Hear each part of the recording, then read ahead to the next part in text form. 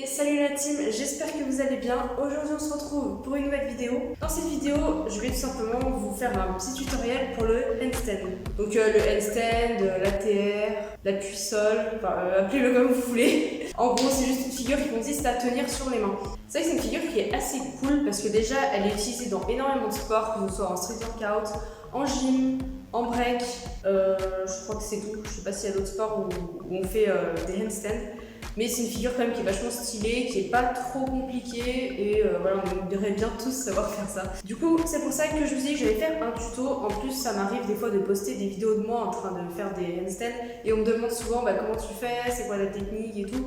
Je me suis dit que j'allais faire une vidéo, c'était mieux. C'est vrai qu'il y a déjà pas mal de tutos sur YouTube sur le handstand. Mais il y a des choses qui sont pas forcément dites. Enfin, en tout cas, moi j'ai utilisé une méthode un peu différente. Et surtout, en fait, je voulais insister sur l'aspect, c'est la peur de se lancer. Enfin, en tout cas, moi je suis une personne très peureuse. Genre, je suis un peu une flippée de tout. Et c'est vrai que ce qui m'a vraiment bloquée dans les handstands, c'est vraiment la peur, quoi. S'il n'y avait pas la peur, franchement, je l'aurais eu en 2 semaines. Et ça, on n'en parle pas énormément. Enfin, dans les vidéos YouTube que j'ai vues, des fois ils en parlent un petit peu vite fait, mais pas énormément. Donc là, je me suis dit que j'allais vraiment insister là-dessus et vous montrer comment vaincre cette peur petit à petit. Donc moi le handstand, il faut savoir que ça fait un bail que je l'entraîne, ça fait depuis mes débuts dans le break. Donc je sais pas, ça doit faire au moins 4 ans que j'essaie de le faire. En fait au début je l'entraînais un peu de temps en temps, puis après je me rendais compte que j'y arrivais pas, du coup j'arrêtais, puis après je reprenais, puis j'arrêtais, etc. J'ai jamais été très régulière là-dessus, c'est pour ça que, on va dire que j'ai un peu des bases, j'arrivais un petit peu à monter, mais j'arrivais clairement pas à tenir, et enfin même j'arrivais pas à bien monter. Donc ça me décourageait un peu. Ensuite je me suis mise à fond pendant mon année de terminale. Ensuite du coup mes 2 premières années d'études supérieures, c'est-à-dire cette année et l'année dernière, j'ai continué à travailler et depuis la rentrée, depuis septembre, donc septembre 2020, là vraiment je le taffe à fond et c'est vraiment à partir de ce moment-là que j'ai progressé, ça m'a vraiment fait un déclic. En fait j'ai appliqué on va dire ma méthode à partir de septembre et ça a grave fonctionné. Donc c'est pour ça que je vais vous donner mes petites astuces pour avoir le handstand et vaincre justement cette peur de se lancer. C'est parti. Donc la chose la plus importante, enfin non j'exagère, mais un truc très important, c'est bien évidemment, je vous laisse deviner, l'échauffement, c'est bien, vous avez bien appris. Bon alors pour s'échauffer, c'est simple, il va falloir échauffer surtout le haut du corps, donc déjà on va commencer par la tête. Donc je ne vais pas faire l'échauffement en entier devant vous, parce que sinon ça va durer 2 ans. Mais voilà, vous faites à peu près 20 répétitions de chaque exercice entre guillemets. Donc les épaules, très important. Parce que vous allez beaucoup utiliser les épaules, les coudes aussi. Vous faites ça, voilà, vous pouvez faire comme ça, vous pouvez faire comme ça. Et les poignets, le plus important. Parce que le handstand, il faut savoir que ça va un peu vous... C'est pas super bon non plus pour les articulations, c'est pour ça qu'il faut y aller mollo, il ne faut pas trop en faire. Je pense que 3 fois par semaine ça suffit, faut pas passer plus d'une demi-heure là-dessus parce que voilà, vous risquez de vous faire mal. C'est pour ça que c'est intéressant aussi de se renforcer, de faire de la musculation et tout pour être dans les bonnes conditions physiques. Donc aussi, si vous avez peur d'avoir vraiment mal au poignet, vous pouvez utiliser les petites poignées, je sais pas comment ça s'appelle, les petites barres parallèles. Moi j'aime pas trop parce que je trouve que c'est beaucoup plus dur déjà. Et je sais pas, j'ai trop peur que les barres elles glissent et tout, j'ai peur que ce soit un peu instable. Mais si ça vous tente, vous pouvez faire avec aussi, il n'y a pas de souci. Donc moi je fais les poignets, on fait tourner les poignets comme ça, vous connaissez la chanson. Pour finir l'échauffement des poignets, vous allez vous mettre à genoux comme ça et poser vos mains au sol. Donc il faut quand même vous appuyer un petit peu sur vos mains pour que ça échauffe. Vous pouvez les mettre comme ça, sans trop appuyer non plus. Voilà, surtout comme ça.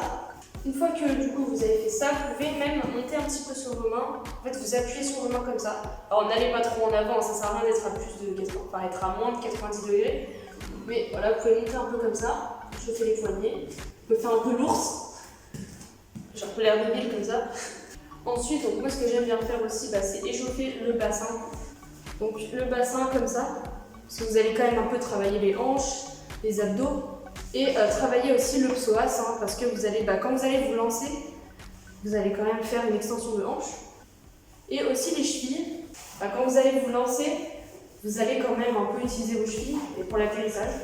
Et ensuite, vous pouvez faire un peu de cardio aussi pour vous échauffer. Ensuite, une fois que vous êtes échauffé au niveau des articulations, vous pouvez faire un peu d'échauffement musculaire, vous pouvez faire des pompes. Donc moi, je vais en faire à peu près 5 ou 6, il n'y a pas besoin d'en faire beaucoup, c'est vraiment pour s'échauffer. Ensuite, après vous êtes échauffé, vous allez pouvoir passer à la suite. Voilà, donc une fois que vous êtes échauffé, on va pouvoir passer à la première étape. Donc la première étape, c'est la plus simple, ça va être d'essayer de tenir contre un mur le plus longtemps possible.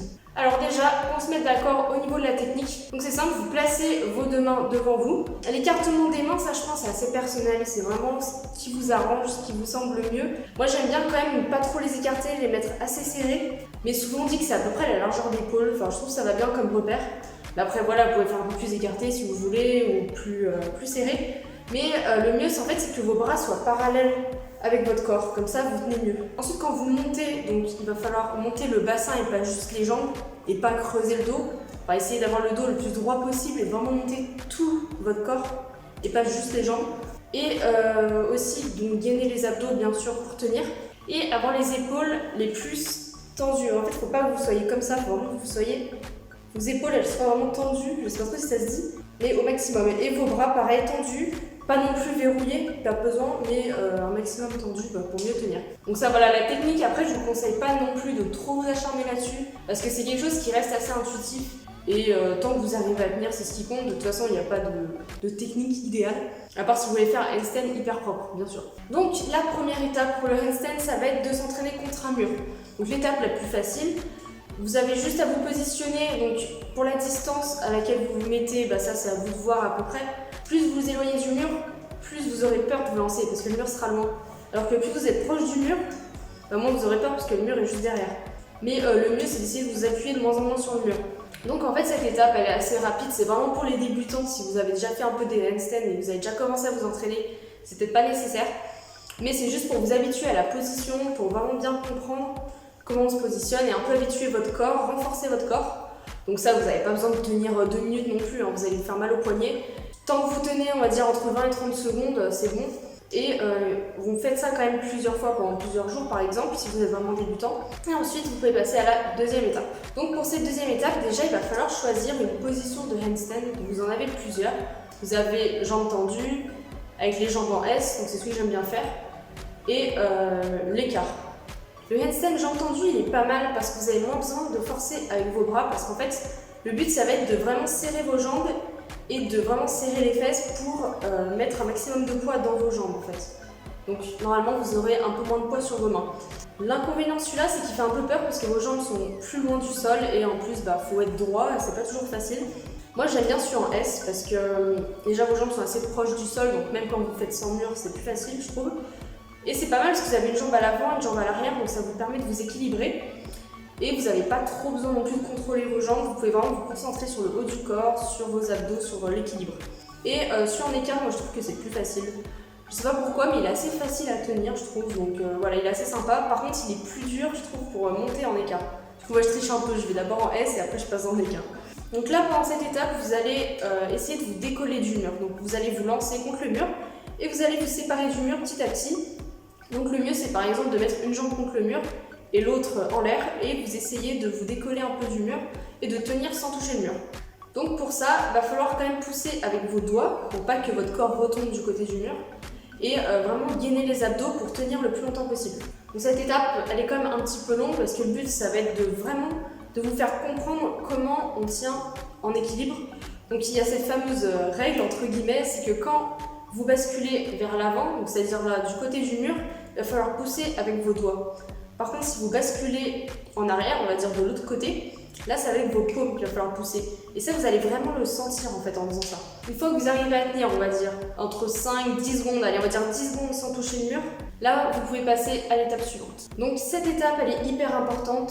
C'est justement l'étape qu'on ne voit pas trop dans les tutos, mais elle est méga importante. Enfin, en tout cas, pour moi, c'est ce qui m'a énormément aidé à le tenir. Donc en fait, cette étape, ça va être tout simplement de tenir avec le mur derrière, mais sans toucher le mur. Donc en fait, l'avantage de cette étape, c'est que vous n'avez pas la peur en fait. Ouais, bon, la chaudière, il faudra faire avec. Elle va être là dans toutes les vidéos de toute façon. En fait, l'avantage du coup de cette étape, ça va être que comme vous avez le mur derrière, ça va vous rassurer psychologiquement. Et vous n'aurez pas cette peur de vous lancer. Et en fait, vous allez pouvoir travailler le handstand, vous allez pouvoir vous entraîner à tenir, mais sans avoir peur. Et ce sera aussi efficace que le faire sans mur. Sauf que du coup, vous aurez juste la peur qui vous manquera. Mais ce sera très efficace. Donc là, pareil, la position que vous avez choisie, donc que ce soit S, écart ou les jambes droites, vous travaillez le plus possible contre le mur, enfin sans le toucher bien évidemment. Donc pour ça, je vous conseille de vous éloigner du mur aussi. Sinon, vous allez le toucher, ça va être trop dur. Et donc là, en fait, le but, ça va être vraiment d'être à l'aise, de comprendre. Là, vraiment, faire comme si en fait, il n'y avait pas de mur et que vous faisiez un handstand normal. Et donc ça, va falloir le faire très longtemps. Cette étape, moi, elle m'a pris extrêmement longtemps. Je sais pas, elle a dû prendre à peu près 3-4 mois cette étape, donc elle est quand même longue. Et ça va vraiment vous permettre en fait à votre corps de se renforcer et de vraiment s'habituer à la position et de vraiment comprendre comment on tient. Donc là, vous pouvez travailler la position que vous avez choisie, donc par exemple le S. Mais un autre exercice qui peut être très intéressant, c'est de passer de l'un à l'autre. Donc une fois que vous êtes suffisamment à l'aise, ça peut être pas mal par exemple de faire un équilibre en S et puis ensuite d'essayer de passer en écart, puis ensuite d'essayer de passer en jambe tendue par exemple. Enfin plein de trucs comme ça, d'essayer de passer de l'un à l'autre, ça vous permet d'être plus stable et d'être plus à l'aise aussi.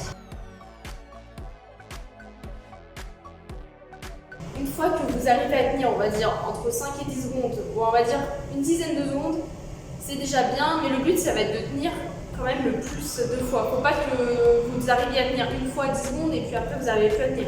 Faut que ce soit très souvent, il faut que moins 2 fois sur 3 vous arrivez à tenir longtemps. Une fois que cette étape est finie, vous pouvez passer à la dernière étape qui va être d'enlever le mur. Donc là, pour l'espace que vous allez choisir, moi je vous conseille vraiment de faire comme vous voulez. Je sais qu'il y en a qui aiment bien s'entraîner dans l'air, il y en a qui aiment s'entraîner sur un tapis, sur le sol, etc. Sur un tapis c'est pas mal parce que ça fait moins peur, mais je trouve que ça glisse un peu et que on s'enfonce un peu comme c'est un tapis. Et on est moins stable je trouve, après voilà ça c'est mon avis. Sur l'herbe pareil on est moins stable je trouve. Moi j'aime bien m'entraîner ici parce que c'est du carrelage mais au moins c'est bien dur, je peux bien m'appuyer, c'est pratique et j'ai beaucoup d'espace, c'est surtout de l'espace qu'il faut en fait, sinon ça fait un peu peur. Et donc là pour faire tomber ces barrières de la peur, là vraiment faut juste s'entraîner, faut se lancer. Donc si vous avez peur, vous n'allez peut-être pas vous lancer assez. Donc là le but ça va être de se lancer suffisamment et en fait à partir du moment où vous arriverez à vous lancer assez, voire même trop d'ailleurs, vous arriverez normalement à tenir parce qu'en fait l'étape d'avant vous êtes déjà beaucoup entraîné à tenir. Du coup là vous arriverez bien à tenir alors que vous aurez juste la barrière de la peur. En fait la seule chose à surmonter c'est la peur, c'est la seule chose qui vous reste en fait, c'est tout. Sinon vous savez le tenir la handstand. Donc après si vous tombez, donc c'est vrai qu'il y a cette peur de tomber. J'ai vu sur YouTube, il y a plusieurs manières de tomber. Moi, je ne vais pas vous apprendre avec la roulade ou faire le pont, je sais pas quoi, parce que je ne suis pas une gymnaste. Certes, je fais du break, mais je ne suis pas une gymnaste. Moi, perso, je tombe juste sur le côté, en fait. Je fais ce qu'on appelle un twist. C'est quelque chose quand même qui est assez instinctif. Donc, si ça vous fait un peu peur et que vous avez peur de ne pas y arriver, je conseille de vous entraîner avec le mur derrière. Vous mettez quand même assez loin du mur. Et quand vous sentez que vous n'êtes pas loin de toucher le mur, hop, vous faites le twist. Et comme ça, vous pouvez vous entraîner et ça vous rassurera un petit peu. Comme ça, si vous n'arrivez pas à le faire, au pire, il y a le mur, donc vous risquez rien. Mais après, voilà, il n'y a pas besoin de trop s'entraîner là-dessus non plus parce que c'est un truc qui est quand même assez intuitif et assez naturel. Vous allez faire plutôt naturellement.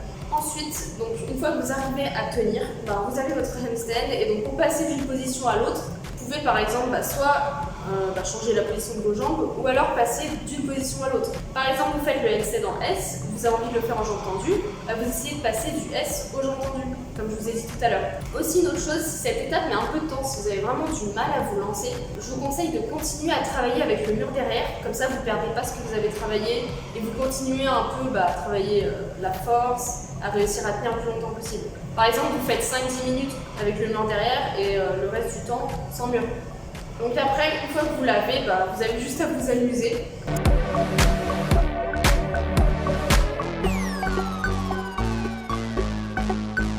Et voilà, donc bien sûr, c'est pas un mouvement qui s'apprend en 2 jours. Je sais qu'il y en a qui ont fait des vidéos à apprendre le handstand en 3 jours. Mais c'est des gens qui ont des bases et c'est vrai qu'il ne faut pas non plus se presser, il ne faut pas se dire qu'il faut absolument que je l'ai en 1 semaine. C'est malheureusement, on est tous différents. Moi j'ai mis énormément de temps à l'apprendre et voilà, je pense que je ne serai pas la seule dans ce cas. On est différents, mais ce qui compte c'est de l'avoir, peu importe en combien de temps, peu importe si vous faites n'importe quoi au début, tant que vous l'avez. Aussi c'est important de ne pas se surentraîner parce que vos articulations sont quand même fragiles, donc il ne faut pas se défoncer les poignets comme moi.